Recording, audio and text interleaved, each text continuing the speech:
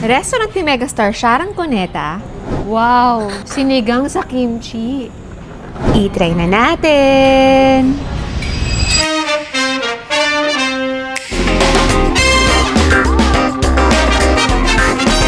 Lumpiang tinapa. Very unique. At napakasarap. Ito yung trademark ng mesa. Yung tabinging baso nila. Ayan na! Napupuno na. Wow!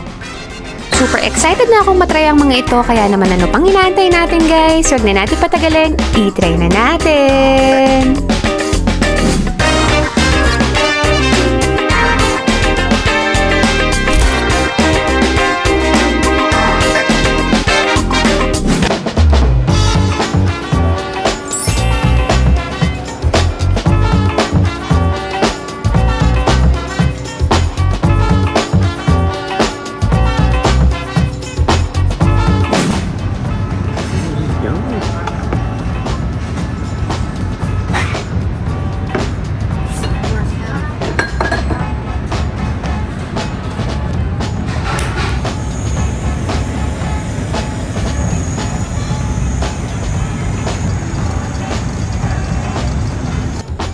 Sobrang unique naman ito. Galing nga, ngayon lang ako nakakita ng ganyan. Ayan na! Napupuno na. Wow! Sinigang sa kimchi. Yun. May gulat factor pala to. Yun pala yan, ano kuya? Okay. Galing. May pa-show pa.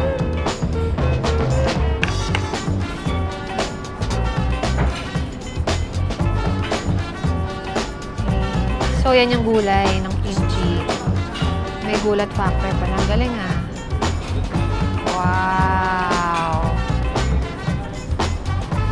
Yun.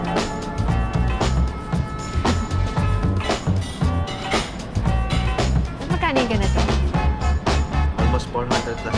Oh, para Bago sa... lang po sa mesa ma'am, wala pang ano, 1 year. Ah, okay. Para sa presentation ah. November lang po nilaunch yung food ni Mesa Lagay. Galing. Thank you!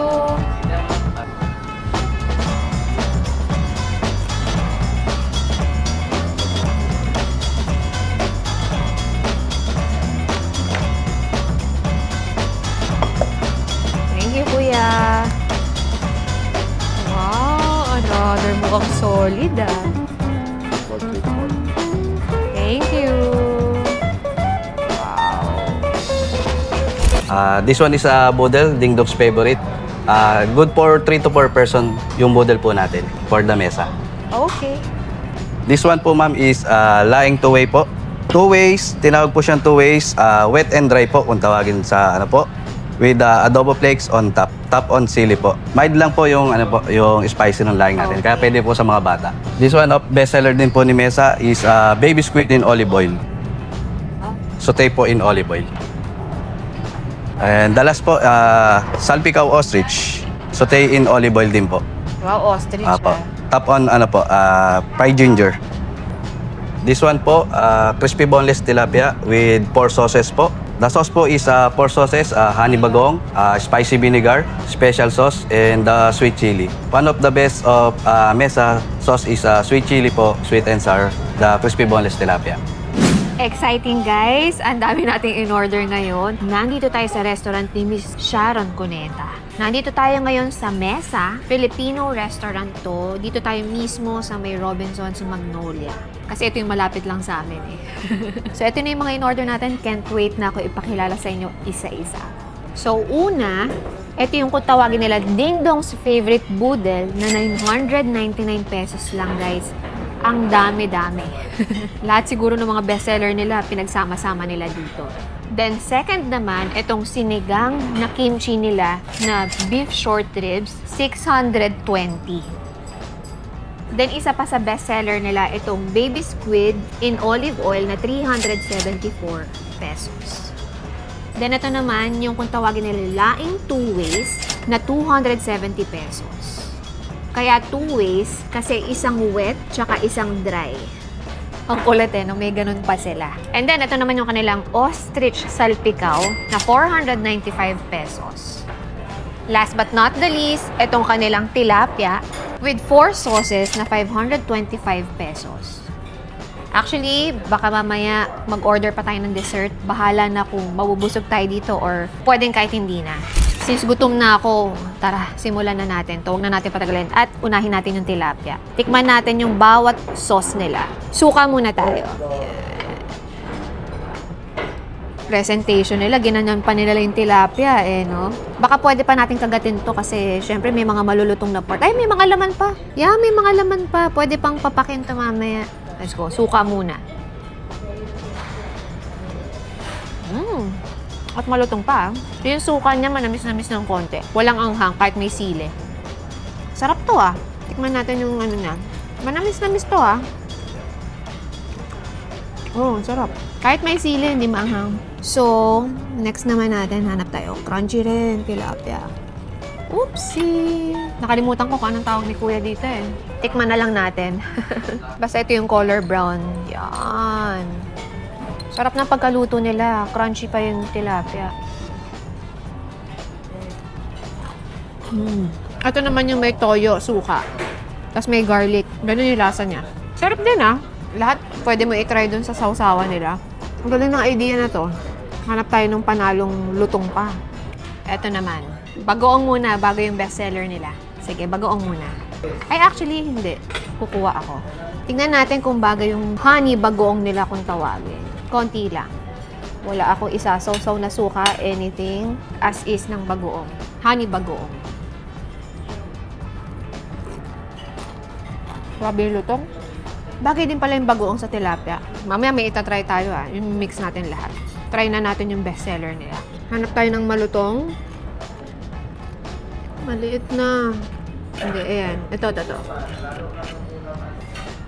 Dalawang parte nakuha natin. Gamitin natin tong sausawan nila na bestseller para dito sa tilapia. Sweet chili na sauce. Let's go!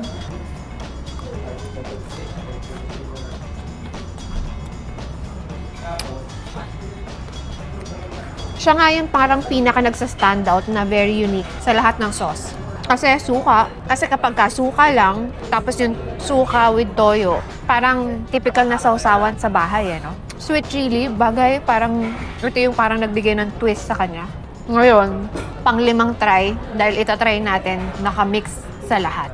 Ngayon, ito, yan.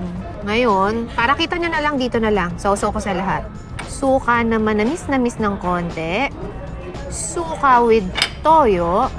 Sweet chili na konti lang. And then, on top natin ng isang bagoong. O, diba? Tingnan natin kung kamusta naman siya. Gamit ang 4 na klase ng sauce nila.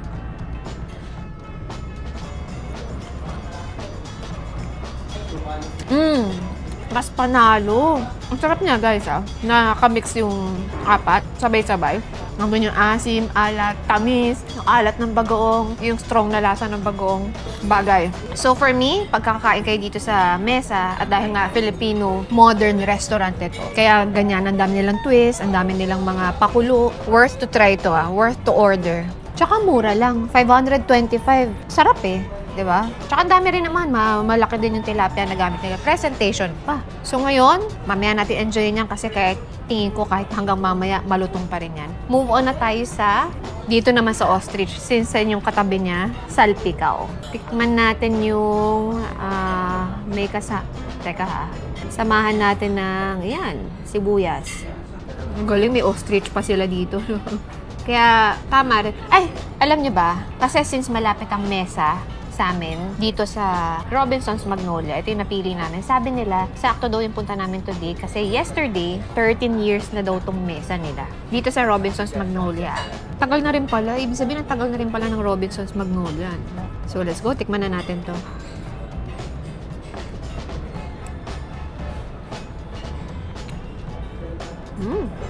Hinahanap ko yung difference ng lasa ng karne ng ostrich versus sa karne ng beef. Parang hindi ko same sila ng lambot, in fairness. Timpla nila, medyo manamis-namis ng konti, hindi lang basta alat. May pagka manamis-namis na siya, ngayon glazed na siya nga, ayan In fairness, parang hindi mo makikita yung difference ng beef sa ostrich na ginamit nila. Kumbaga, niisip ko baka mamaya may lansang konti. Pero wala naman, parang kumain ka lang din ng beef. Ayan, manamis-namis na konti yung dating nila, na garlicky.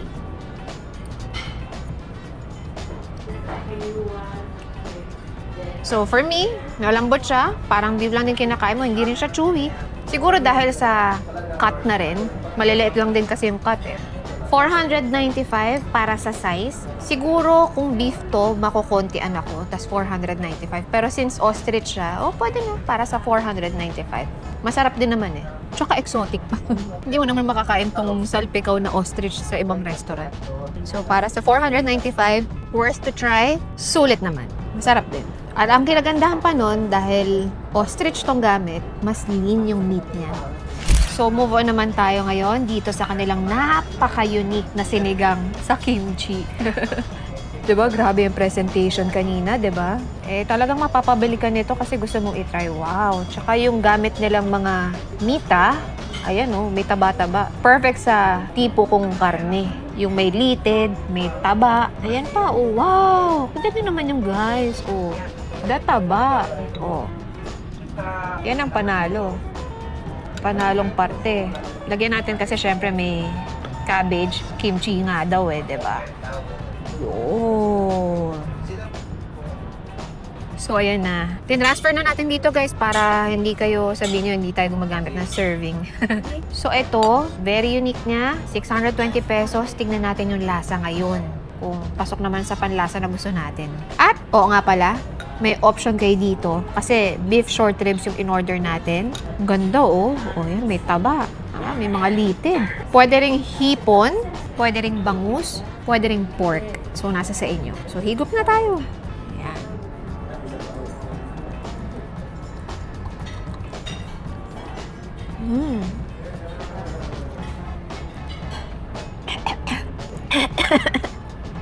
Yun yung hinahanap kong literal na gapang sa lalamunan. Basta yun yung kimchi Yun yung parte ng kimchi. Yung nabibigay niya yung gapang sa yung anghang. Pero yun yung challenging Sarap yung tipong mapapahigup ka pa. Pero nandun din yung asin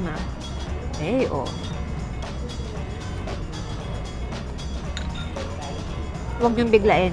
Pero good thing dito guys yung kimchi, hindi niya ma-overpower or matatalbugan yung lasa ng sinigang. So, nandun pa rin, as is pa rin yung sinigang flavor na may hint ng kimchi flavor. So, siguro, yung katas nung cabbage, dun lang strong yung lasa ng kimchi. Pero pag yung sa sabaw, hint lang. Sila, alam mong may mix pa rin sila ng kimchi. Sa sabaw, nagustuhan ko. Something new para sa isang sinigang. Yung karne naman, tingnan natin. Yan lambot. Lumusot lang. Okay. Tingnan natin.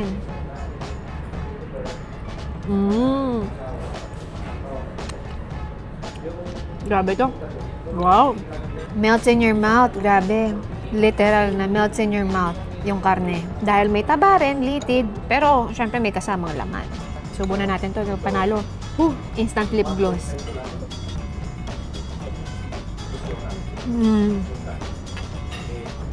Worth it to para sa price.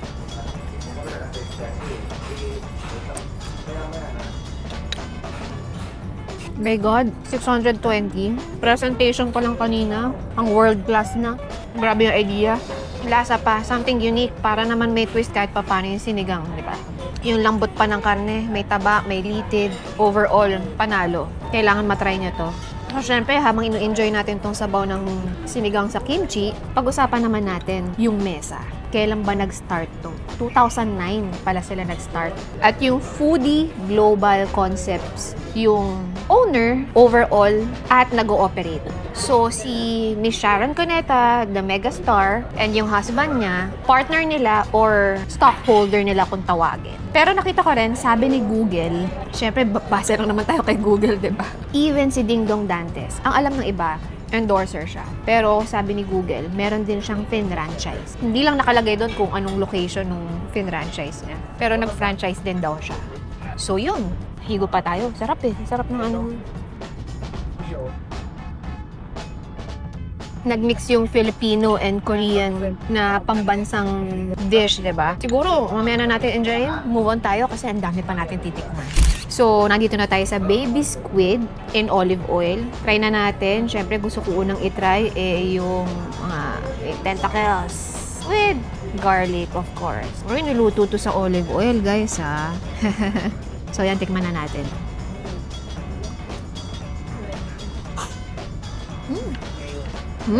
So, yung timpla niya parang parang salpikaw.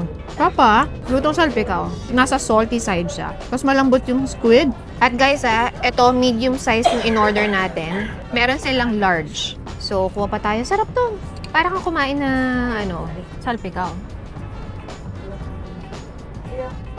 Sabayan nyo ng crispy garlic. Sarap din. Good to order din to. Isa rin sa bestseller. At actually, sa mga nagpa-vlog, laging may ganitong order.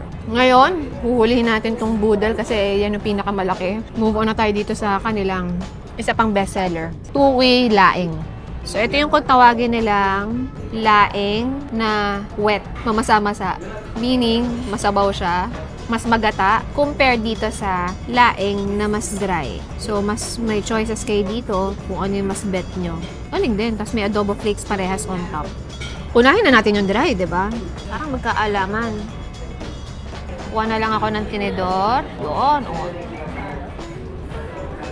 Let's go. Una natin patagalin pa.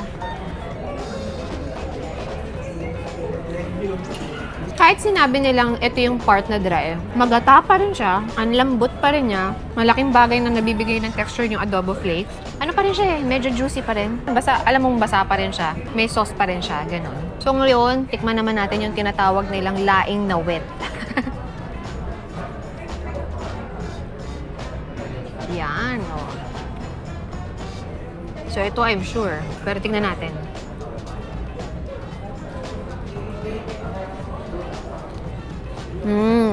Mas creamy, mas more juice, more sauce, more gata. Laking bagay ng may crispy na adobo flakes. Added texture ko, puro malambot lang to, gulay lang, 'di ba? So, can't go wrong. Siyempre, mas gusto ko yung mas basa, mas sauce, mas magata. Pero, kuha mo pa rin yung lasa niya, magata pa rin siya dun sa dry. So, para meron ka lang alternative. Ang pwede mo sigurong gawing diskarte dito, nasa sa'yo, pili ka kung anong gusto mong mas anghangan. Tapos yung isa, huwag mong anghangan, diba? Kasi may choice ka naman kung anong gusto mong level ng anghang So, kagaya nung sa atin, mild lang, may hint lang ng anghang. Masarap din to, okay din Siyempre, paglaing, Filipino, tsaka hindi tinipid sa gata. Tsaka siksik to, dami hanggang ilalim Kala nyo, konti lang yung serving niya. May size din to, small size lang yung kinuha natin or medium size ko. So yun, nagustuhan ko rin to. Lahat ng in-order natin panalo. Walang tapon, lahat masasarap.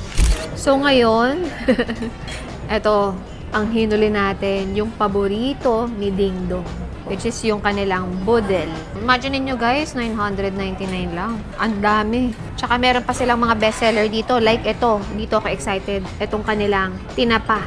May tinapa roll sila. Kaya excited din ako dyan. May sisig, merong pansit, fried rice. I'm not sure if this is garlic adobo ba to? Basta mamaya, i-clarify natin. So, ito, meron ding fried shrimp dyan. Parang inokoy, grilled chicken. And of course, pork barbecue. So, yan, napakadami. Kung dalawa kayo, baka, I'm sure, hindi nyo pa maubos to. Baka, 3. Pero actually, sabi ni Kuya na waiter, 3 to 4 persons. Kaya. So, habang ina-enjoy natin to, si Miss Sharon Cuneta naman ang pag-usapan natin. Unahin ko na to. Itong kanilang bestseller. Ito yung sausawan niya, I guess. Tinapa. Try natin, Let's go.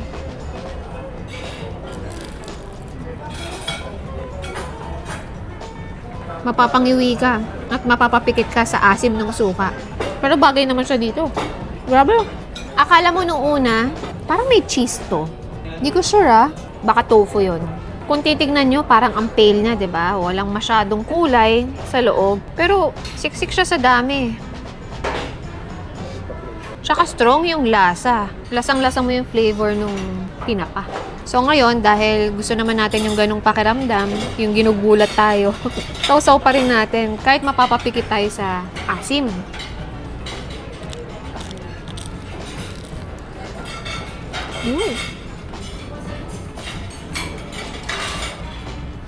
Ito rin yung literal na with a twist, Kasi normally, lumpiang isda, lumpiang Shanghai, 'di ba? Ano pa bang pwedeng isipin sa lumpia? Lumpiang toge, meron din. Lumpiang tinapa, very unique. At napakasarap. Magandang sabayan din ng yan, lettuce. Siguro kung ayaw nyo na medyo maasim, na nanggugulat, hint lang ng kasi may anghang din yung suka nila eh. Na-enjoy ko to,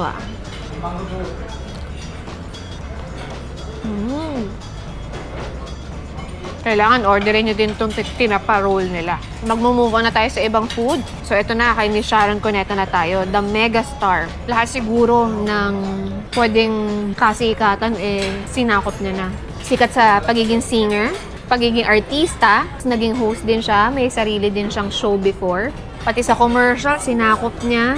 Pati yung mga movies, lahat na gwapo na mga leading man, lahat yung naging kapartner niya. Even Andrew E. Diba, nagkaroon din siya ng comedy. Kung natatandaan yung palabas nila na Mega Mall or si Mega tsaka ang Gamol. Diba? Basta nakakatawa yun. Nahilig ko panoorin yun nung panahon na yun diba? Mga hapon. So ngayon, squeeze na muna tayo ng yan. Nalaglag din. Laki kasi ng butas Ngayon, tikman na natin. So yun, kuha tayo dito. Yan. Nilakihan na natin para move on tayo sa iba agad. Dami pa natin titikman.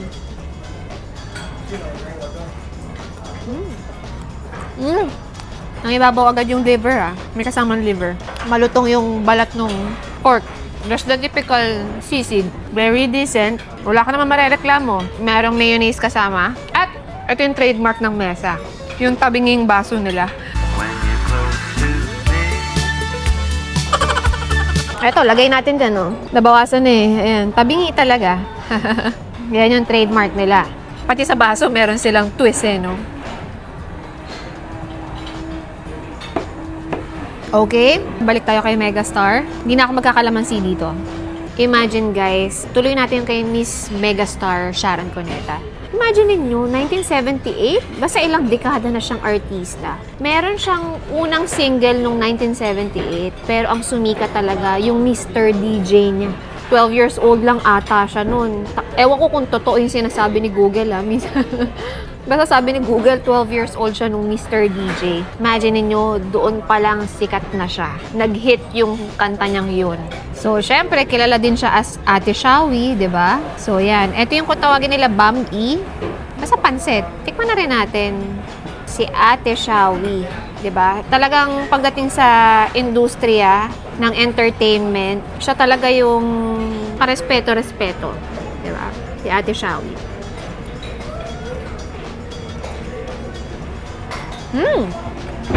Sarap din tong pansit nila. Yung texture ng pansit nila, basta mix kasi may glass. Hindi ko alam kung glass noodles yung tawag doon. Tsaka may kanton. Masarap yung lasa. Saktong-sakto yung timpla nila. Tapos ang dami rin sahog. May pork, may gulay. Alam nyo ba na si Miss Sharon Cuneta, na kinoconsider siya as one of the best-selling Filipino musical artists of all time. Grabe. Yung na-reach talaga ng kanyang album, talagang multi-platinum.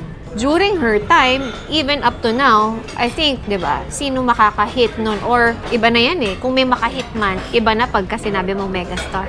Kung may mas lumagpas man sa na-reach niya, I don't think may lalagpas sa na-reach ni Miss Megastar. Ito naman yung Mesa's Braised Beef. Ito yung bago sa menu nila. Braised beef ng Mesa. Mukhang malambot. Ito. So, ngayon, habang tinitikman ko to, comment below nga, guys, kung sa mga napanood yung movies ni Sharon Cuneta, ano yung mga nagustuhan? Sinong leading man yung type nyo? Ako, top 1 ko si Andrew E. Next, siguro given naman, Gabby Concepcion, Aga Mulak, Robin Padilla. Top 2 ko si Robin Padilla. Top 1, Andrew E. Top 2, Robin Padilla. Ayan, bad boy, diba? Manamis-namis. Just the typical barbecue na manamis-namis. Kinagandahan ito, kahit malamig na siya, maliliit yung cut niya, hindi matigas. Kasi sa iba, sobrang laki ng cut. Pag nahanginan na, nawawala na yung lambot, matigas na. Ito malambot pa rin. Sarap yung flavor niya, tamis. So, enjoyin ko na to. Paghahatian na namin ni Carter to para makakain na si Carter. Ayan. With ice cream lang po. Wow, langka! Yun lang natin sa atin. Sige. Dessert time na tayo, hindi natin napigilan umorder. Kasi nga naman, hindi ka matatakam. Turon, ice cream, at langka flavor. Bukod sa may ice cream ka ng langka, may langka pa talagang totoo sa loob. Natin. Iurong natin kasi feel ko malalaglag silang yan. Oh my gosh, napakaganda. Kuha tayo. Amoy pa lang. Ang bango-bango nun langka. Grabe. Nakakakilig. Hindi pa tayo nabusog eh. Enjoy natin yung restaurant ni Miss Sharon Cuneta. Ay, 155 pesos para sa isang order na ganito. May 4 pieces kang turon. Bango.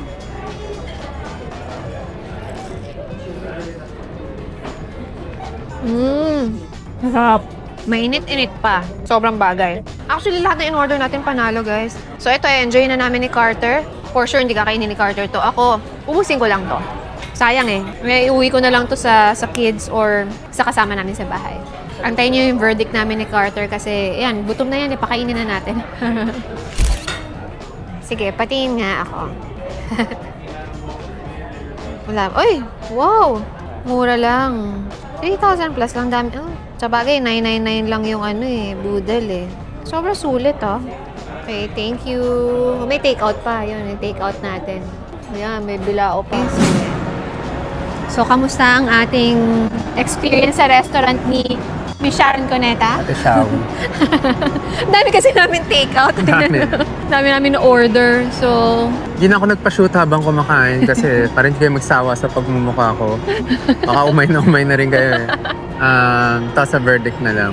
Natikman ko lahat. ano yung tumatak sa'yo? Pinaka nagustuhan ko yung fried, yung tilapia. Yes, naubos namin. Naubos namin yung tilapia. Naubos mo yung ostrich. Ostrich salpicao. Yung squid din sa olive oil. Yung baby squid. Oo, tama. Ano pang mga Well, kasi magkaiba yung panlasa namin itong si Lane eh. parang hindi ka happy ka ba? Sa akin, lang, so-so lang actually. Okay. So-so lang yung food. Nagulat lang ako kasi mura yung bill namin. You can expect na ganun kamura sa dami ng pagkain kasi dami namin take out, tapos ganun lang yung bill. Compare mo dun sa mga kinainan namin before, nasa 5,000, 6,000. Ito 3,500 lang eh. Pero masarap naman for you. So-so nga lang. Ordinary, parang ganun. Ordinary. Hindi ako yung wow, sarap okay. nito. Kahit dun sa kimchi, sinigang. Ako lang pala yung parang masarapan. So kasi gano'n naman yung masarap sa kanya, hindi masarap sa akin. Minsan, yung masarap sa akin naman siya, hindi niya kinakain. Kaya, yun, balanse naman kami. Yeah, well, kasi, kumain na tayo before sa mesa di ba? Family. Kumain na. Siguro, ang pinaka natatandaan ko lang doon is yung lasa ng tinapa roll. The rest is parang mga bago sa menu nila.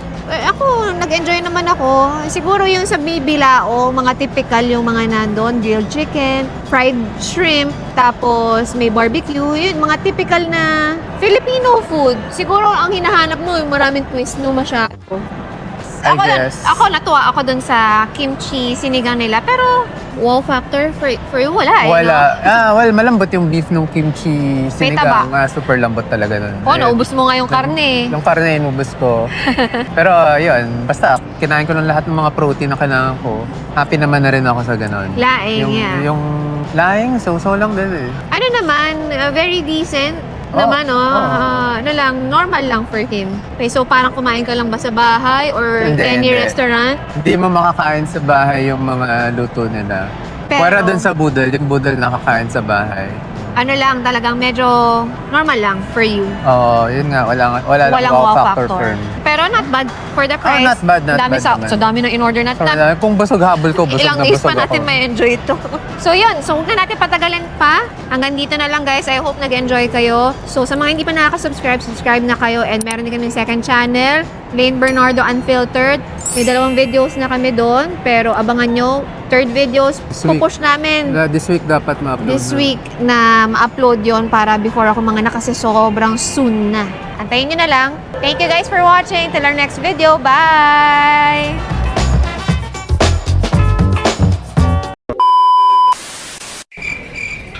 pagiging... Alam nyo ba na si Miss Sharon Cuneta, kinukonsider din as one of the best... One of the best selling. Okay.